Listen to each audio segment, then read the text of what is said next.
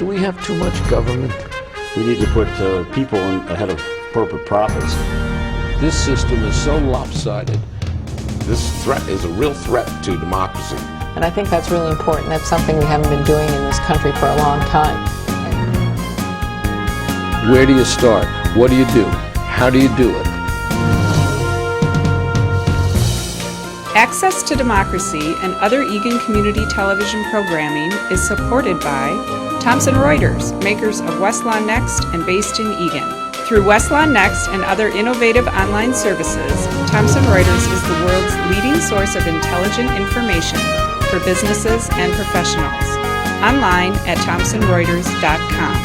And by U.S. Federal Credit Union, the member-owned financial institution offering service, value, and experience you can trust to the greater Twin Cities community.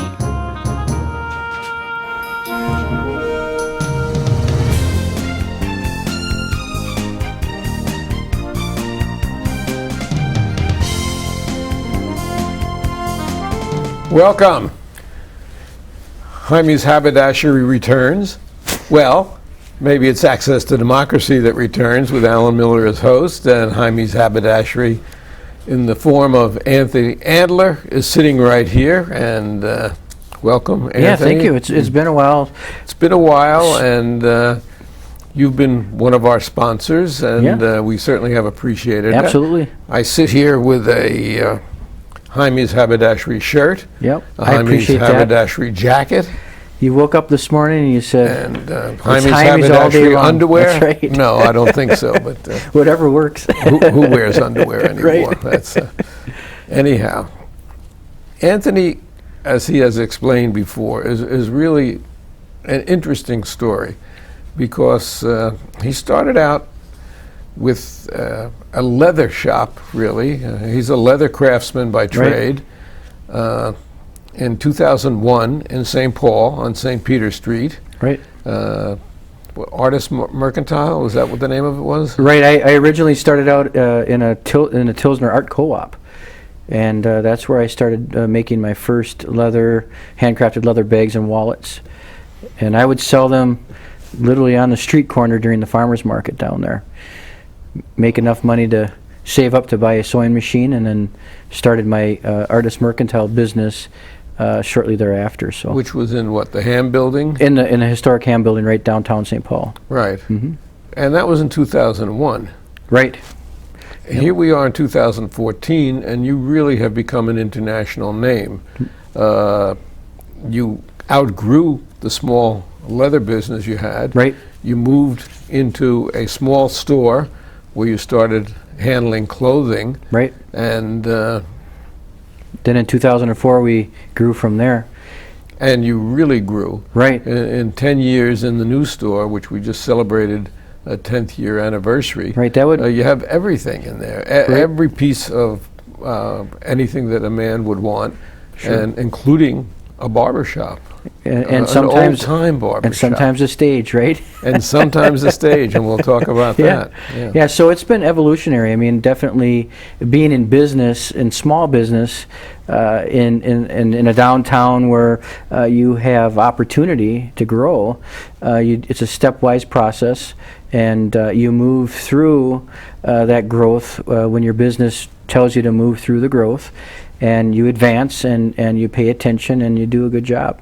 Well, we're at an interesting point now because you were in downtown St. Paul when it was dying. Right. And I think in large part you have helped it to really a new rebirth. It's really burgeoning, and it's becoming a whole different downtown. We're getting restaurants, we're getting new buildings, we're getting actually a new stadium for the baseball team, Right. the Saints, and Right. things like that. And of course, if a fire alarm comes in during this program, you have to jump up and leave because there's your fire department. Right. Uniform, exactly. And let's talk about the uniform. Why are you wearing that uniform today? Well, the reason I'm wearing the uniform is because it's been a 2-year project that I've been working on with Keith Golden, who's a fire captain in Ladder 18 off of University Avenue. His dream was to unify, to have a unified look for the St. Paul Fire Department. They were wearing sort of a modge-podge of different uniforms from different eras, and when the honor guard would show up to do a funeral, a parade, or an event, they all didn't have a unified look. Just like the Union Army back in 1861, when we first got in the Civil War, didn't have a unified look. And so the historical aspect of that is really interesting, because some of the elements of this uniform date back that far. And what do we know now about this uniform? Well, what we know now about this uniform is this came out of the 1870s. It was a lineage from the cavalry and Union soldiers. They would have been officers. It would have been a heavy weighted ounce cloth that the firemen would actually wear into the fires, and so a 17 to 20 ounce piece of wool on some of the old uniforms that we've found in doing the research had actual singe marks on the uniforms. To when they went into these fires, they were getting singed but not burned wearing these uniforms. So they were actually protective gear that this uniform came from. So now, just today you heard something about the uniforms in terms of acceptance. What was that? So driving over here, I've been working again for 2 years to resource and build. We built 8 prototype uniforms for the fire department, and did it in our tailor shop in right downtown St. Paul. And I had our master tailor. And your tailor shop is right within the business. Right within the business in the back, right. And so we did it the old school way. We did chalk marks, we did pinning, we did multiple fittings, and we made the patterns that were generational, that led to this complete uniform. So 2 years in the making, and now we've got the green light to go ahead and procure the 20 uniforms for the honor guard, and give them finally a unified look after 100 years. So it's pretty exciting. It's not only exciting; it's a big accomplishment. It's a big accomplishment. I think you know, when you're dealing with the making of something, whether it be a small business in downtown St. Paul, or a bag that we manufacture and make, and or a uniform that has such legacy connected to, such history connected to it, you have to be patient, you have to persevere, and you have to do your homework. And you certainly have done that in many respects. Yeah. Let's go back to 1917, because Heimie's Haberdashery is a throwback to the stores of long ago. Right. It really is so refreshing to me to go in there, right. particularly as a senior citizen. Sure. And it reminds me of the completeness and the personal attention that we used to get right. in retailing, right. and which still exists in Heimie's. Certainly the attention and the clothing. Sure. Yeah, I mean, I would say that my reflection or my reaction to the design and sort of manufactured experience that we've created at Heimie's, it reckons back to the day when we had small department stores in downtown St. Paul, Field and Schlick, Dayton's, right? We had all these small family-owned businesses that were gathering places, that were social places, that were responsible for providing goods and services to the general public, and again, to have a place to go to talk about politics, a place to go to and get clothed, a place to go to and find out what's happening down the street with your other fellow merchant. These were gathering places. And one by one, they disappeared. And one by one, the mega stores moved in. As a matter of fact, there was a huge Macy's which just closed in St. Paul. Just right behind us. That drove a lot of the small businesses out. But now that's gone. You know, economy of scales has always been the true determiner of how we consume things, right? And so is it always better to consume things that are inexpensive? Is it always better to consume things that are immediate? Is it always important to shop for the buck? I'd like to say that for me as a consumer, it's about quality, it's about experience, and it's about community. And so I've really built that into the business. And so we have managed to stay in business and grow our business because of that connectiveness, that it's not about text messaging, it's not about the expedient hot latte, but it's actually about just kind of slowing down and paying attention and having a hot lather shave during the week so that you're relaxed, getting something that's hand-tailored, handmade by professionals, to me, is important. And the store reflects that. Right. And you even have some pictures and drawings portrayed, two of whom happen to be my grandparents. Right. And they hang right over the cash register, and we've been making nothing but money since they've been there. And I thank you for that. No, when you were Yeah, moving into it's- the new store, you right. were looking for, and we had pictures of my my mother's parents Sure. downstairs, which were certainly outdated Right. for the type of home we have. Mm-hmm. But going back to the early years of last century, Right. were perfect for that. And they sit there. And it's funny because I took your manager when we were there a few weeks ago. I took him over and I said, do you know who that man is? And he said, no. I said, that's my grandfather. And Yeah. Keith had a difficult time. Where in town do you actually have that connection? There's still people who call Heimies on a weekly basis and tell us a story about their grandfather or their uncle who got their first suit or got their first suit or came into Heimies for the first time and grew with Heimies throughout their education and their career. So where did the name come from? I mentioned 1917, and bring us up to date with a little history. In 1917, during the Russian Revolution, my grandparents had to leave. They were living in a small town, and they were actually tailors there.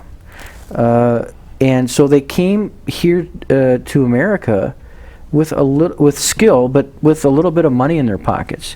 And so they were able to set up a business in Lower Town, St. Paul, as tailors, as rag pickers.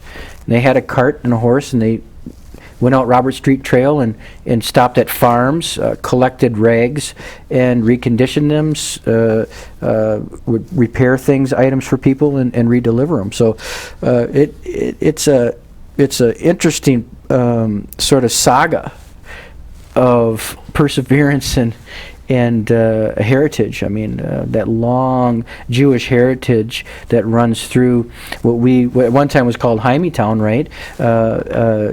Still here. The name is still here, and that's just something else. So we moved from the original Tevye, Right. your grandfather. Right.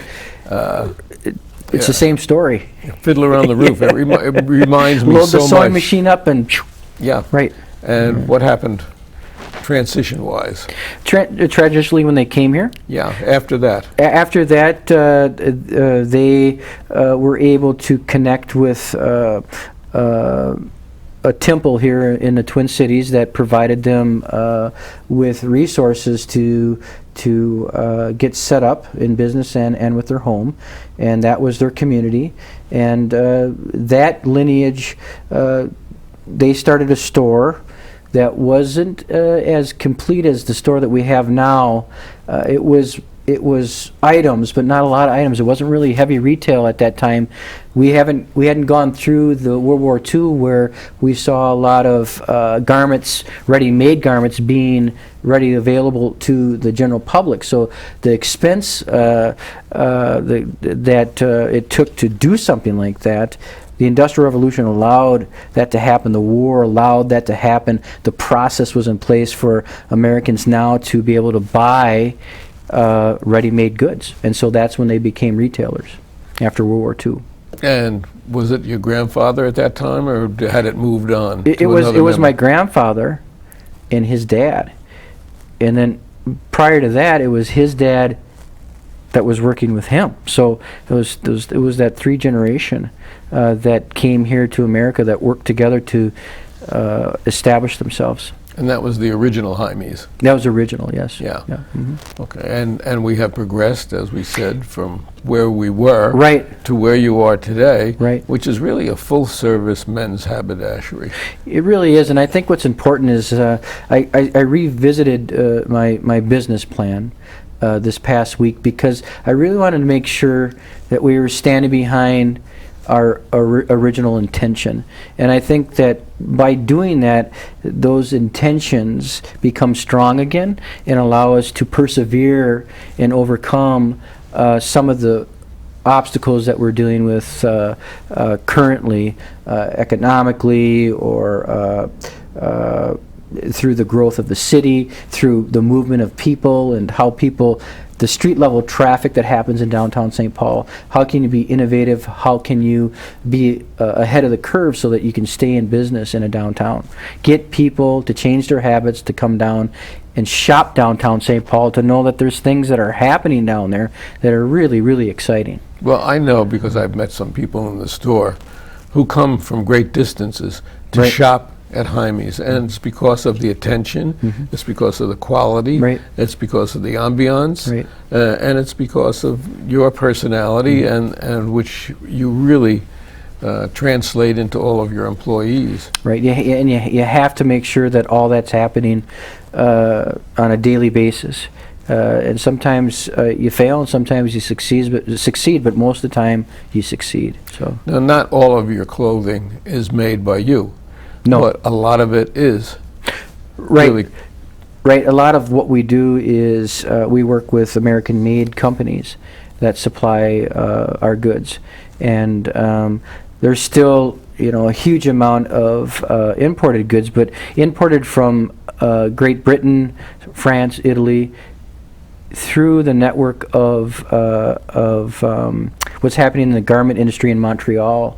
Really, the garment industry for Americans, a lot of it's produced in Montreal in Canada. So what a great relationship that is, to have an over-the-border relationship to get really nicely made things. Now, you brought several pictures with you, and I'd like to display them and have you tell us, for instance, who and what significance they have. Sure. If we can get. There's Okay. one. So what's important about this photograph is it really shows I believe this is from the 1915. This is a serged wool uniform that would have been worn by a ladder company into a fire. So he's actually wearing he would have wore that on a daily basis. This is one of those heavy wool Wool uniforms. Yep. uniforms you were talking about. Yeah, and this is actually a vendor that I've been working with. This is his uncle. And okay, now who is that? This is the son of the gentleman you just saw. So there, and you can see there's slight changes in the lapel and in the treatments of the uniform.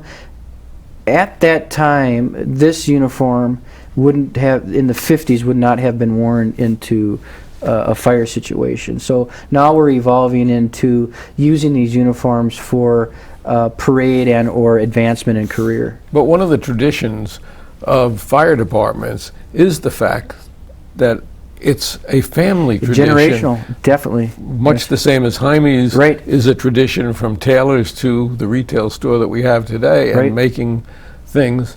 There are, fire departments that talk about having 5 generations. Sure. When we were doing the research on the uniforms, what was very interesting about shooting some of the documentary footage that we did on Ladder 18. Ladder 18 was one of the oldest, it's the oldest operating ladder company in Minnesota. And so when we were archiving and looking through uniforms, you're right, there was actually names sewn on the inside of these uniforms that told a story Of the whole family. of the whole family. Right? Now, there's one more picture, I think, that you brought, and who is that?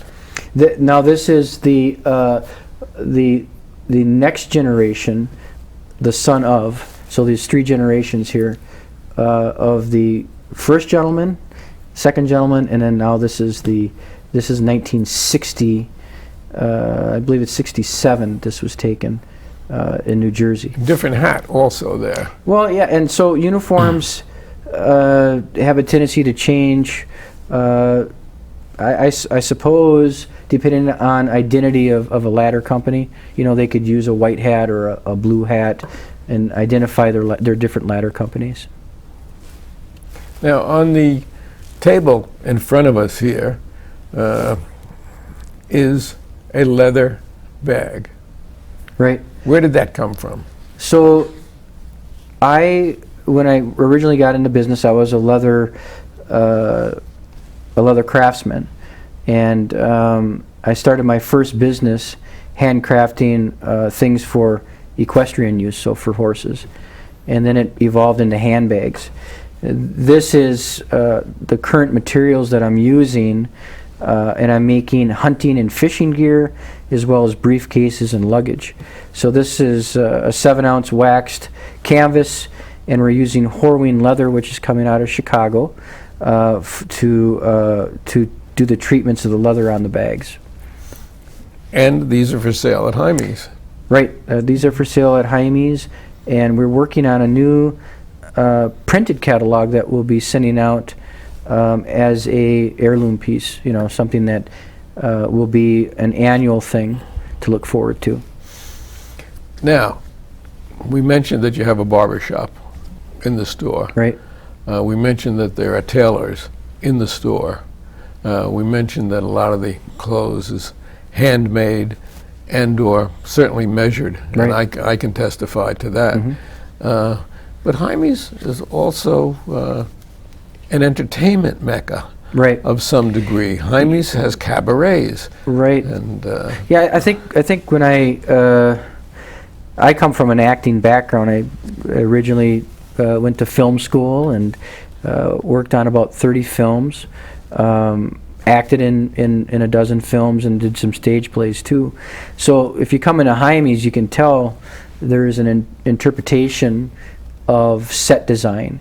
And one of the elements I wanted to keep within the space was an actual stage for fashion shows, hunting shows for our gear, but also we've been for 7 years now. I've been putting on 2 cabarets a year in the store, and I hire local acts, local artists to come in and perform. We've had Elvis impersonators, we've had local country venues, we've had cabaret, 1930s cabarets, and we've had magic shows. And so my idea behind that is this, if you look at the Dayton's lineage, right, they always had political functions in front of their store or inside of their store, and they had Christmas land, and they had a place to eat, and so I thought, what's the social aspect here? What is something that we can do that's community based, that can get people to come downtown after hours to participate in commerce? It would be entertainment, and so I decided to put an entertainment venue inside the store. And you recently had a cabaret featuring country music. Right. You The had Grand Ole Opry Review. Yep. at least 100 chairs and people standing in the background. Right. And really a guitar player and his band, Right. which blew people away. I mean, they really went crazy. Yeah, I was there. These aren't small productions. These are legitimate entertainers that have recording careers and that have established themselves locally and internationally.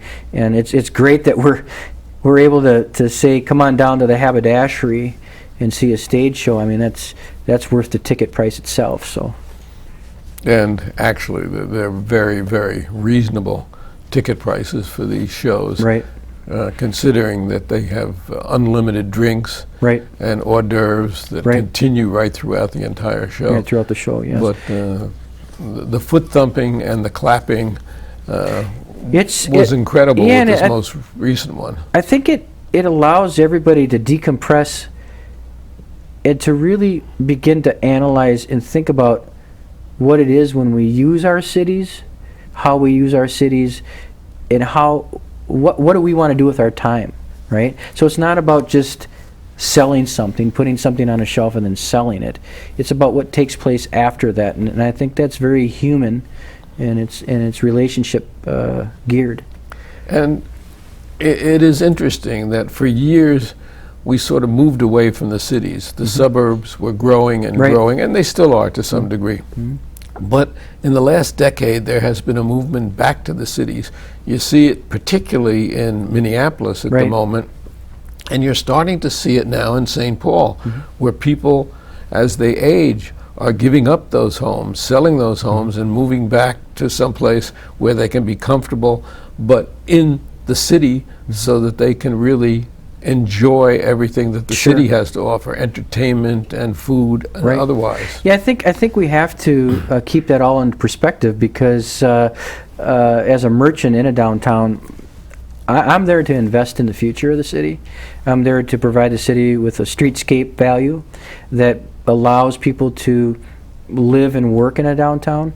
There's a lot missing in our downtown still across the United States. We've got a lot more work to do besides a light rail system or a stadium, right? Now, once we get those infrastructures built, we really need to change the habits of the consumer to say, look, here's your city. Now it's time to use it. Now it's time to invest in it. So it starts with core mass, people living in downtown, but then they have to have access to a grocery store, to a dry cleaner, to a haberdashery, to a bookstore, to places that they need, stationery store, right? It goes on and on. What do you need as a person to live comfortably in one spot and not get in your car and drive to it? It's urban development. So And really, it's urban redevelopment, because it Redevelopment. used to be that way. Right. It moved away, and now it's returning. And for all inspection of it, it seems to be a very good thing. I hope we've learned some lessons after 2008 that big isn't always better. Big houses aren't always better. Big cars aren't always better. Lavish lifestyles that we can't afford aren't always better. But simplicity in our daily lives lessens our stress and gives us, I think, gives us just more groundedness and better relationships, and makes us real, makes us human, And if you want to recapture some of that, Heimie's Haberdashery, Right? 400 St. Peter Street, Downtown in St. Paul. downtown St. Paul. Anthony Andler is there, and you were worried, what are we going to talk about? Our time is gone. Well, Anthony, thank you so much. Appreciate it. Yep. And